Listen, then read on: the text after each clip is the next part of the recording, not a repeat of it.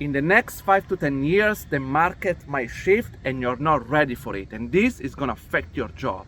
Everybody, this is Alessandro, welcome back to my channel. A few days ago I was reading a couple of articles for a few magazine video game in Italy, right?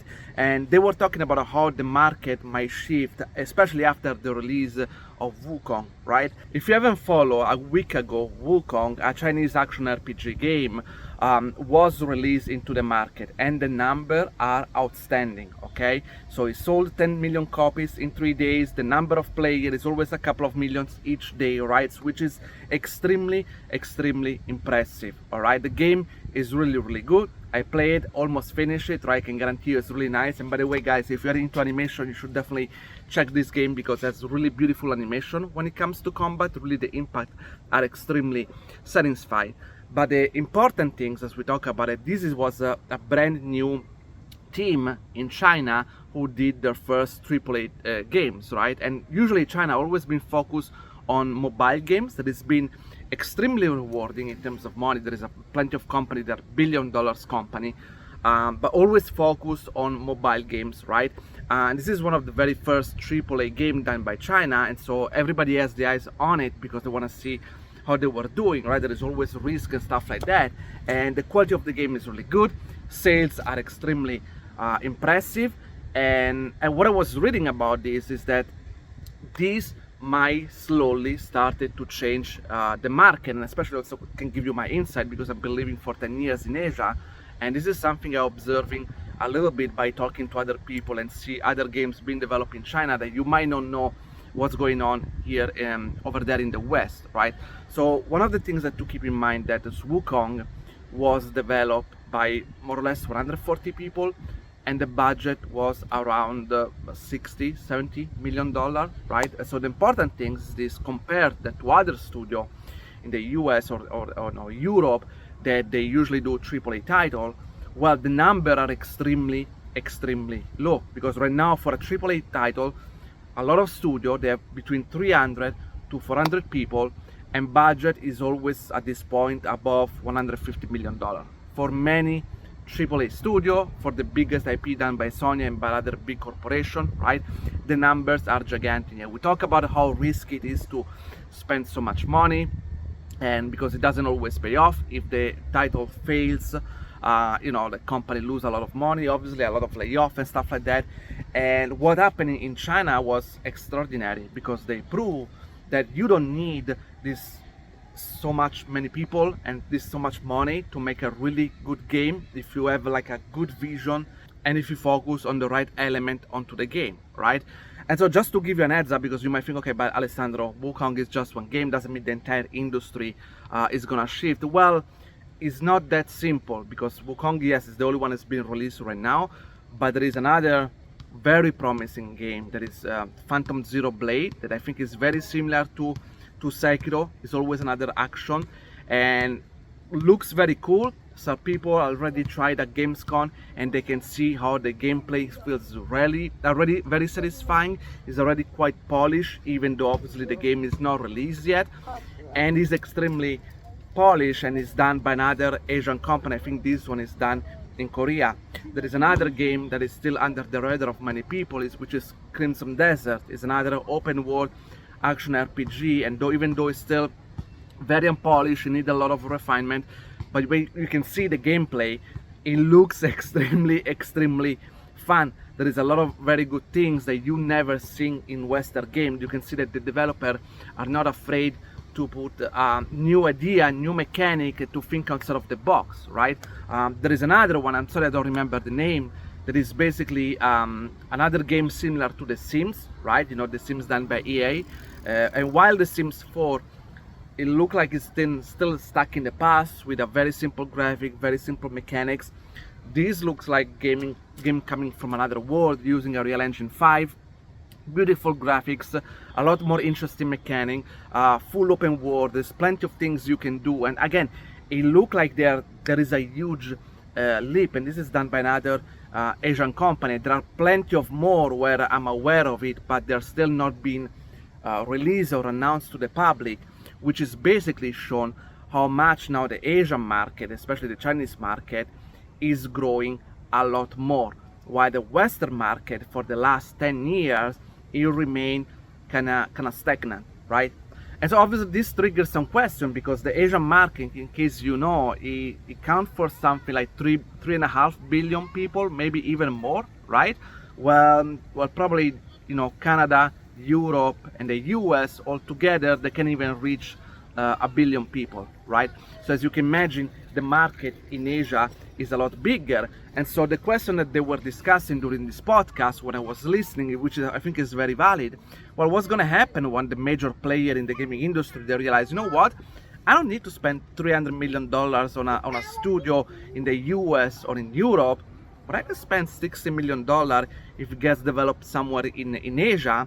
And now they have the know-how, and now they have the technology, and not only that, their games is a lot more fun and sell more copies, because the audience over there is 3 times bigger, okay? How long before some of the publishers decide to put their investment, rather than doing it in the West, they started to put it in Asia, because it costs less, there's much less risk, and there is a lot more potential audience that's gonna buy their game.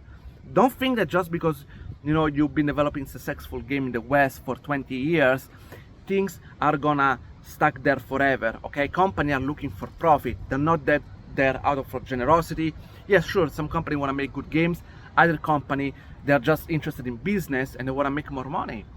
And so when they say it's a lot more profitable to move to another market that is started to grow over and over and is getting better and better, they're gonna move there inevitably. Think about Tencent, guys. In case you don't know, Tencent is the biggest developer and publisher all around the world. He's Chinese. He owns like a huge conglomerate of company. And I said, why should I invest now in the West? Because until now they've been investing in the West for a lot of company, right? What they should do that when they realize they have in-house company with smaller amount of people, it can get, you know, cheaper, and they can make games that sell worldwide not hundreds of millions, but maybe 10 million, 15 millions of copies, because again, the audience in China is gigantic. And with Wukong, by the way, they also prove that it's not only mobile games, because until now in Asia and China, they've always been focusing on mobile games. They prove that there is a big audience still interested in very well crafted single game, right? Because again, those numbers that Wukong did are outstanding for a single player game. Very few games did that, and it's impressive. This is like a first title, AAA title, right? Very little experience, and they pull it off something really amazing. The game is not perfect, but extremely fun. I enjoyed and definitely recommend it, right? So those are things you wanna keep in mind. And another point that they were discussing during this podcast, and I completely agree, is that when it's an emerging market like in Asia, well, what are they doing? They see their competitor in the West and say, hey, they make this kind of game, and if you want to do better, we need to make better games. So they have all the incentives in the world to make games that are not just bland copy of what their Western company have been doing, but try to do something new, some out of the box, to push the boundary of technology, to push the boundary of gameplay, and to do something that people are having fun and are actually enjoying it. Which on the other side, for example, all the Western company, for the last 15 years, when it comes to game design, they are completely stuck. They are not advancing. Guys, you can think most of the major IP, right, even the biggest one, right now, the only thing that they are doing sequels where they do brand new story, brand new character, but when it comes to the gameplay, there is almost zero new and zero innovation, okay? Nothing, okay? They repeat the same formula over and over. There is a big publisher, I won't say the name, that they have a lot of IP, and the only thing they care about is to make every time an open world, every time just bigger and bigger and bigger, but in terms of mechanics, it's always the same. It's always the same, shallow, boring, open world. You know, AI, it's very boring, doesn't do anything exciting. Gameplay mechanics are not very interesting, all right? And it creates a lot of problem, because we're not talking about just few companies, we're talking about the major company, all right? Right now, they are to a point that they are stuck, they have zero motivation or innovation to try to do something new. They're stuck there for the last 10 years to do the same things over and over. And how do you think it's gonna happen when there is an emerging market that instead of comes with title, that they provide something fresh and new and fun? Okay, that's exactly what Wukong did. He provided a simple game, linear, no open world, which is something about complaining about it. Like I said, you guys, you don't need to make open world, expensive open world to make a good game. Can be a linear game and can be really fun. That's exactly what he did. They focus on an amazing combat, right? They focus on boss combat that are really fun. Very little environment, but extremely well crafted. All right, so they push the technological graphics, right?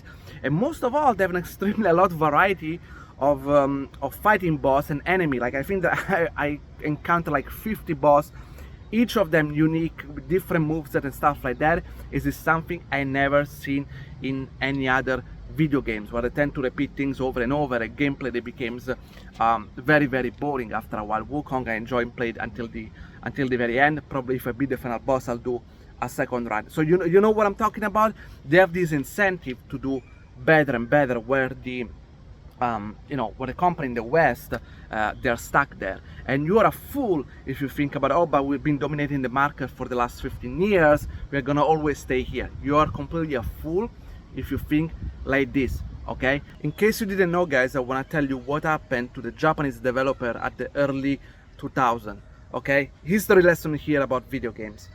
When the first console came out, basically the Japanese developer were seen as God. During the Nintendo 32-bit, Nintendo 64, PlayStation 1, during that area, most of the successful games were done in Japan. Everybody sees Japanese developer like God. They were the master of doing game development, and everyone else was trying to catch up because they were so innovative. The games were so much fun, even with very limited power and graphics. Their games were so engaged, their story was so engaging, and the games were so much fun. Well, guess what happened, guys? After so many years of being so successful, the Japanese developer remained stagnant because they felt like they didn't have to do anything, because they were dominating the market. They were always dominating the market. They were very arrogant. And on the other side, during the era of PlayStation 2, 3 and 4, there was a switch because the Western developer catch up and they became dominating the market. And this is happening because at a certain point, when consoles were started to sell very, very well, everyone wanted to have a piece of the pie, and a lot of Western developers, they started to develop game, but they knew that they were not as good as the Japanese one. They knew that they were the benchmark to beat. So in order to do that, they have to come up with something different in new games, new stuff, in order to make it better, right? And in fact, the Western developer, they were a pioneer of all the first-person shooters were done in the West. Mostly open world was basically invented by Rockstar or a few other companies, right? So there were real stuff invented by the Western developer that slowly surpassed and became the dominating on the market. In the meantime, Japanese was stuck with the old school game design idea that was very successful in the 80s and 90s, but not anymore in the early 90s. In fact, after all the era, PlayStation 2, 3 and 4, as we talk about it, the Japanese went really low if we're excluding Nintendo. I think Nintendo is a separate market, but all the other one completely declined, where the Western developer rose to succession, okay? And I think that the core is that was probably going to happen in the future now, is that again, Japanese were too arrogant, and I think they were the best, that they didn't have to do anything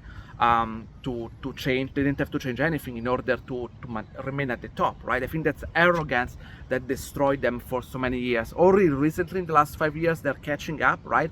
But we can agree that for the last 15 years before, in the early 2015, they were not doing very well. And as I mentioned, the Western were the one that they needed to prove themselves in order to surpass them. And I think that's exactly what we are seeing right now. The Western studios are stagnant, as I mentioned at the beginning of the video. They are not doing anything. They believe they're always going to be on top of the market, and they're ignoring right now that the Chinese market, Asian market are doing exactly what it happens before. They are the one that need to prove and that they need to do something better in order to gain a big piece of the market, while the Western, if they don't change immediately their mentality and their business, they will decline and the Asian market will grow more and more. And I completely agree with this vision. Obviously, it's impossible to say that this 100% was going to happen, but it will definitely happen if Western developer don't change the way they make business. They don't start to apply themselves to start to make something new. This is definitely what's gonna happen. We can already see the trend. We already see those gaming development in Asia. I can tell you guys there are plenty more that you have no idea that they are existing, because not everything gets announced yet, right? So there is a good chance that the market will shift in this way. So what does it mean for you guys? That's why I said at the beginning of the video, you need to be ready with this shift. You cannot always say, oh, you know, I've been working in the US, Europe, there's always been job here, there's always gonna be job, it's a safe market, blah blah blah. Forget about the you know, the last crash we had in this couple of years, and now we are recovering. It's not about a crash. It could be the next one that the market will completely shift. And in my opinion, you need to stay relevant, and you need to be open to move wherever the job is. You cannot say, oh, I'm just gonna stay here near my home because that's what happened in the last 15 years. You've been lucky, my friend. For everyone else, we have to bounce around the entire world to get a job, right? So you need to have the mindset. If you're not open to that, right, there might be a moment where it's not about the crisis of the COVID or games are too expensive, stuff like that. It's nothing to do about that. Will be that the entire market will shift it heavily to a completely different continent. It's not that it will disappear in the West, don't get me wrong, it's not will completely disappear, but there is a good chance that the development, the investment will be significantly less, again, unless something change in the way Western company do business. Okay guys, so keep your eyes peeled, right? Another advice I always give, guys, always saves a lot of money to be ready for rainy days, because you never know what can happen. Maybe nothing will happen. This is just a little hiccup in a way, right? I don't think it's gonna be like this, but never knows. The only advice I can give you guys, when you work for the private sector, when you're working for someone else, you are never in control of your own life, and someone else controls your life. You don't know, at the end it's someone else giving you work, right? So you always have to be very, very flexible, especially in this industry. Okay guys, I hope you enjoyed this video. If you have any questions, let it down in the comment. Ciao.